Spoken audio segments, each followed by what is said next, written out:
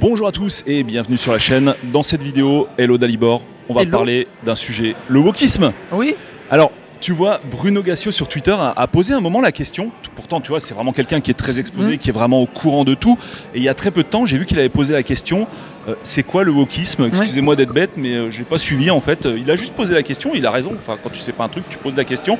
Et quand il a posé la question, je me suis rendu compte que je mettais un truc là-dessus, mais que je mettais rien de précis là-dessus. Ouais. Et du coup, si tu veux en faire les contours, comment tu pourrais définir ça? Et c'est là où c'est le truc, c'est que c'est un peu compliqué à définir, parce qu'il n'y a pas vraiment de définition précise. En gros, pour moi, le wokisme, ce que je définirais par le wokisme, c'est ce qu'avant on appelait les SJW, tu sais, les Social Justice Warriors, les guerriers de la justice sociale.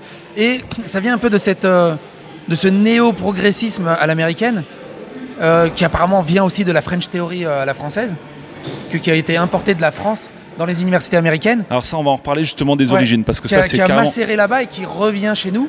Mais grosso merdo, le wokisme, c'est quoi? C'est des potards au maximum de ce qu'il faudrait faire pour avoir une espèce de société ultra utopique, idéale, ultra idéale, où il n'y a plus aucun rien, il n'y a plus aucune différence. Tout le monde est égalité, tout le monde est égalité, tout le monde est équité, tout le monde est jusqu'à l'absurde en fait.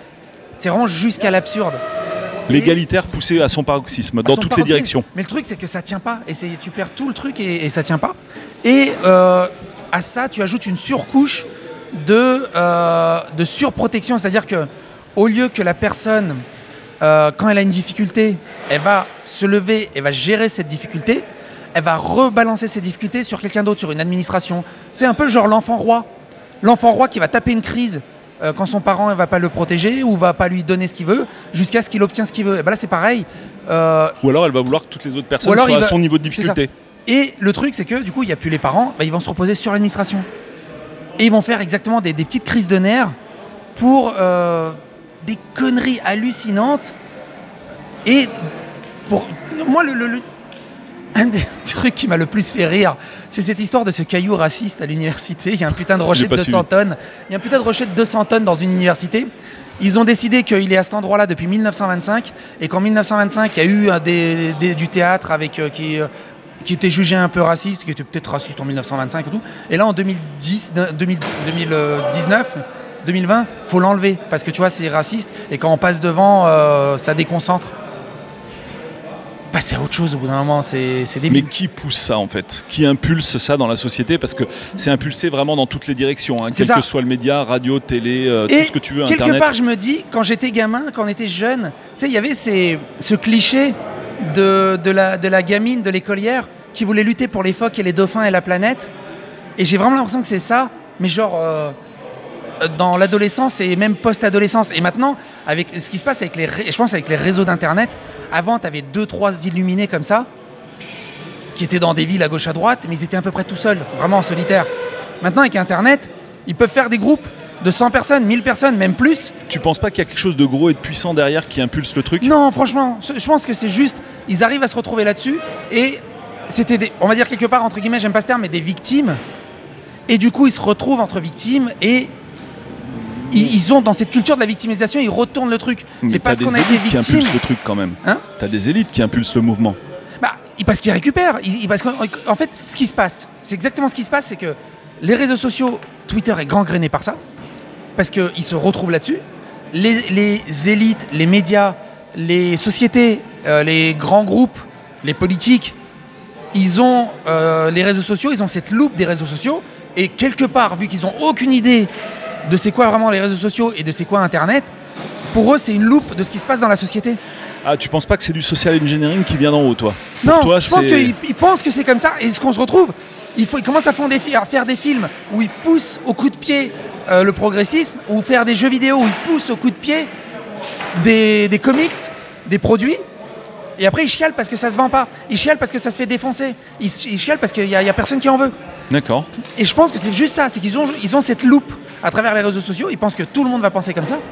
Et tu penses que ça se fait dans ce sens-là, toi? Moi, je pense que c'est vraiment dans ce sens-là. Enfin, jusqu'à un certain moment. Parce que du coup, ces gens woke, maintenant, aux États-Unis, il y a des diplômes de wokisme, il y a des diplômes de woke.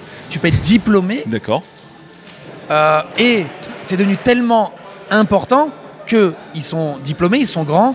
Aussi, ces trucs-là sont quasiment tout le temps dans les universités à papa, c'est-à-dire là où il n'y a pas de problème, là où il n'y a pas de racisme, il n'y a pas de problème, il n'y a pas de difficultés financières. Et du coup, c'est là où, ironiquement, c'est là où tu as le plus de combats pour lutter contre le racisme, lutter contre le bordel. Donc les axes principaux, justement, tu as donné ceux-là. Et le problème, il est là. Parce que du coup, c'est des grosses universités. Tous ces gens-là, parce que sur les réseaux sociaux, en ce moment, tu dis « Ouais, il va finir à McDo, en serveur », mais jamais de la vie. C'est un fils à papa. Il va finir dans des grosses boîtes. Et maintenant, tu regardes dans les boîtes, il y a des secteurs entiers qui sont créés de diversité, d'équité et d'inclusion, qui ne servent à rien, mais qui sont là pour pousser cet agenda, pour pousser cette idéologie. Et du coup, bah forcément, ça gangrène de plus en plus. Et les générations d'après, ça va être un enfer. Quels sont les principaux axes, les principales directions, on va dire, du wokisme? C'est ce qu'ils utilisent le plus souvent, c'est diversité, inclusion et équité.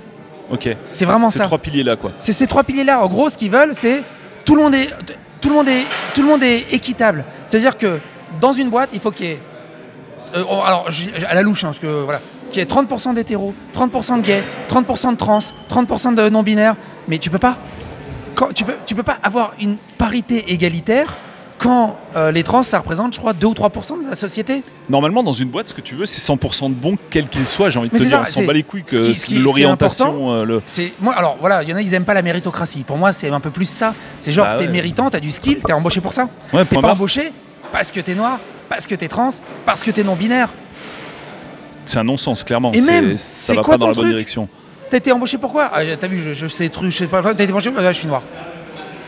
Non, mais en plus, ça porte préjudice à la personne. Mais c'est-à-dire qu'en luttant contre le racisme, moi je trouve que ça en crée. Ah bah grave, c'est ultra dangereux en fait. Quand tu te retrouves avec des safe space pour personnes de couleur, avec des restos pour personnes de couleur. Moi, ça te rappelle l'apartheid, la ségrégation, les trucs comme ça. Est-ce que tu penses pas aussi que ça sert quelque part la guerre de tous contre tous et que ça permet de profiter à certains? Je pense pas ça. Forcément, ça doit profiter forcément. De toute façon, parce que c'est vers ça que ça va déboucher, quoi. Je veux dire, on va pas se mentir. Dès qu'il y a de la polémique, dès qu'il y a des discordances, il y a forcément des marchands d'armes, on va dire marchands d'armes, qui font leur beurre et leur business là-dessus, qui récupèrent le truc. Et du coup,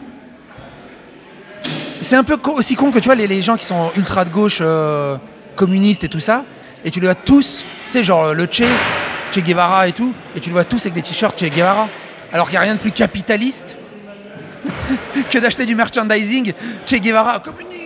Au bout d'un moment, il faut arrêter les conneries. Et les streamers, ouais, de gauche et tout le bazar et tout, et qui font les dons, tout le produit du capitalisme, bah en fait, voilà, c'est... Et il y a cette dichotomie. Récemment, un streamer, il se plaint qu'il a un bon salaire, mais qu'il ne se verse pas de salaire à lui-même. D'accord. Il ne se verse pas de salaire à lui-même, pourquoi? Parce que s'il se versait du salaire à lui-même, il ne pourrait plus toucher l'aide pour les handicapés. Alors qu'il touche des milliers d'euros. Mais du coup, il ne toucherait plus l'aide pour les handicapés, tu vois. Et s'il se verse un salaire, il faut qu'il paye de la TVA, de la taxe et tout ça. Il profite du système capitaliste à mort. Et de l'autre côté, il pique quelque part la caisse pour handicapés d'un vrai mec qui mériterait peut-être d'avoir cette caisse d'handicapés. Putain, c'est ouf. Et selon toi, d'où ça provient en fait, tout ça, l'origine? T'en parlais tout à l'heure en début de vidéo, le truc qui vient de France, qui va aux États-Unis, qui revient en France. Quelle est la source selon toi? La source, c'est juste. Je vais reprendre ma petite écolière. Elle veut sauver les phoques et les dauphins. Et très souvent, ces écolières qui veulent sauver des phoques et des dauphins, veulent sauver la planète, l'écologie. Une fois qu'elles sont dans la vie active, elles n'ont plus le temps de penser à ça. Et puis il y a d'autres priorités. Maintenant, ces gens-là, ils se retrouvent entre eux. Du coup, les streamers, les gens sur les réseaux sociaux, les influenceurs, ils sont dans une bulle unique où ils n'ont plus du tout un pied en extérieur de c'est quoi la vraie société, on va dire. Pas de vie sociale à l'échelle société, tu vois, genre travailler en dehors, vie de famille. Ils sont dans cette bulle-là et ça peut que grossir. Et du coup, leur univers entier est là-dedans. Ils ne se rendent même plus compte c'est quoi, on va dire, les vrais sujets, les vrais trucs, et qu'il y a des choses plus importantes. Ils restent entre eux, ils se militarisent entre eux, ils s'instrumentalisent entre eux, ils se perfectionnent entre eux aussi.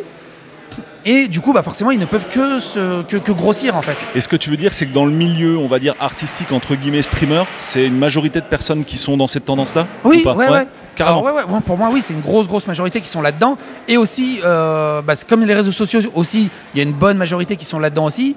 Il y en a beaucoup. Alors, je dirais pas qui, à force de traîner à gauche à droite. Et je reçois des MP aussi, des influenceurs qui m'ont dit... on pense comme toi, mais on peut pas le dire. Quand je dis influenceur, c'est youtubeur, streamer, qui m'ont dit je vote à droite, mais jamais je pourrais le dire. T'imagines, ma carrière est finie. C'est énorme, c'est énorme. Il y en a un, il me dit je kiffe tes vidéos, mais je peux pas le dire, sinon c'est mort, c'est mort. Je perds la moitié de mes abonnés ou. Et il y en a plein qui disent ça me saoule les trucs de woke et tout, mais je suis obligé d'en faire parce que ma communauté attend ça. Putain, c'est un truc de dingue. Et il y en a plein qui sont frustrés. Ça aussi, ça fait partie d'une grosse frustration parce qu'ils se sont enfermés là-dedans. Ils ne peuvent plus en sortir. Ils peuvent plus faire ce qu'ils voudraient faire en fait, ou être en phase avec eux-mêmes en fait, tout simplement. Chose, ils sont cancel. Et c'est super rigolo, quoi. Enfin, c'est rigolo. C'est triste quelque part. Et c'est aussi incroyablement fou. C'est incroyablement fou de se dire ça. En fait, ça tombe limite sur le délire collectif où t'es obligé collectif. de raccrocher les wagons même si t'es pas dessus. Et le truc, c'est que, comme ils doivent, entre guillemets, ils doivent justifier leur salaire, je parle de tout le monde, les réseaux sociaux et tout bazar, ça part dans des délires hallucinants. Oui, et puis quand tu justifies des crédits pub aussi, tu te dis, voilà, si tu dépasses la ligne, t'auras pas tel annonceur ou quoi. Un débat qui m'avait fait marrer. Il y a eu la biographie avec Anne Boleyn Noire. Anne Boleyn, c'est la femme de Henri VIII, reine d'Angleterre du XVIIIe siècle ou du XIXe, je sais plus. Bref, s'il n'y en a pas une qui peut pas être noire, tu vois. Déjà, elle a vraiment existé. On se pose pas la question. Et t'imagines au XIXe siècle, une reine noire en Angleterre. Il y a un truc qui tient pas. Et je lui dis, mais et on me dit, ah, t'es raciste. Je suis pas raciste. C'est une biographie au bout d'un moment. C'est factuel. C'est factuel. Faut arrêter les conneries. Et après, je sais plus comment on en est arrivé là. Il y a 3-4 semaines plus tard, il y a un gros débat sur ce qu'ils appellent le race swap, sur un Marvel. Je sais plus quel héros. Il est passé noir, il est passé blanc. Et là d'un coup, oui mais tu vois, c'est extrêmement important. Lui, on peut pas lui changer sa couleur de peau et tout. Parce que tu vois, c'est fictif, mais tu vois, on peut pas lui changer sa couleur de peau, c'est important de garder sa couleur de peau d'origine parce qu'il y a toute l'origine et tout, l'histoire. Mais gros, pourquoi tu me casses les couilles pour Anne Boleyn? C'est une vraie personne qui existait, il n'y a pas de problème de changer sa couleur de peau pour la représentativité, la diversité. Pour les personnages fictifs, c'est extrêmement important de garder la couleur d'origine. Au bout d'un moment, il faut arrêter les conneries. Faut rester un minimum cohérent. Et c'est ça qui est fou. Et en fait, c'est ça qui est exaspérant, c'est que ils font des luttes. Ils n'ont pas d'idées conçues, précises eux-mêmes. Ils luttent sur ce qui leur paraît important sur le moment. Et du coup, ce qui se passe, c'est que ils arrivent à se contredire sur leurs propres arguments d'un tweet à l'autre. Ou peut-être qu'ils n'ont pas les connaissances historiques ou voilà, pas le background. Ça. Et en fait, il n'y a même pas besoin de contre-argumenter. Si vous regardez mes vidéos, de toute façon, vous le voyez. Il n'y a même pas besoin de contre-argumenter. Il y a juste à lire les tweets pour se rendre compte de la débilité du truc, en fait. Et qu'ils n'arrivent pas à se rendre compte, c'est fou. Et ce que je dis souvent, c'est comme discuter avec des platistes, en fait. C'est le mec, il est persuadé, tu pourras lui dire ce que tu veux, il va être persuadé que son argumentaire, il est incroyable. Tu as un platiste, il va dire la Terre est plate. Je lui dis, mais d'accord, mais la Lune, pourquoi la Lune, elle est... Elle fait, ouais, mais elle est plate aussi, mais elle est comme ça. Alors pourquoi nous, on est comme ça, et pourquoi la Lune, elle serait comme ça? Pourquoi elle aussi, elle serait pas comme ça? Tu peux pas, en fait. Il y a un moment où il y en a, ils me disent, ouais, mais les planètes, c'est des planètes. Mais c'est quoi la logique? Pourquoi nous, on serait plat et les autres, ça serait des sphères? C'est quoi la logique? T'as eu des débats comme ça réellement aujourd'hui? Moi je lui dis, je veux pas que tu me convaincs que la Terre est plate, je veux que tu m'apportes des arguments cohérents que la Terre est plate. Mais t'as vraiment eu des gars comme ça récemment? Ouais. J'ai fait, c'est de la folie, c'est de la folie. Mais je suis allé voir, juste vite fait comme ça. Mais oui, non, mais les gens, il y a beaucoup de gens qui croient ce genre de choses.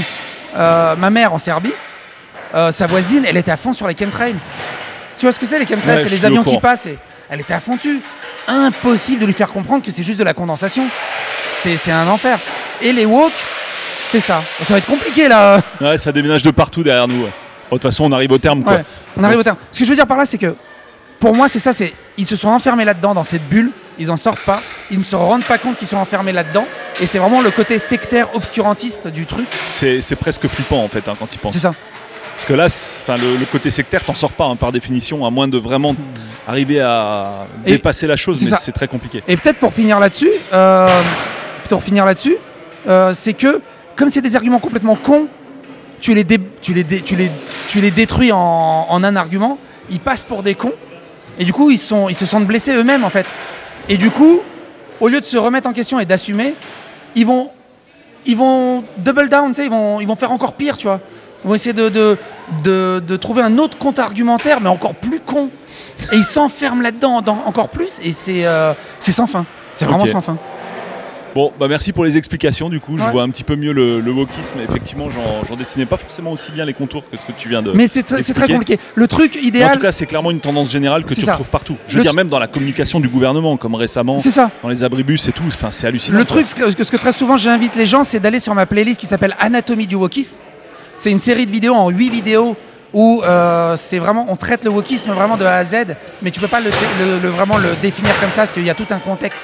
C'est vraiment un mot valise qui englobe une certaine idée en fait, qui est plus compliqué que ça. D'accord.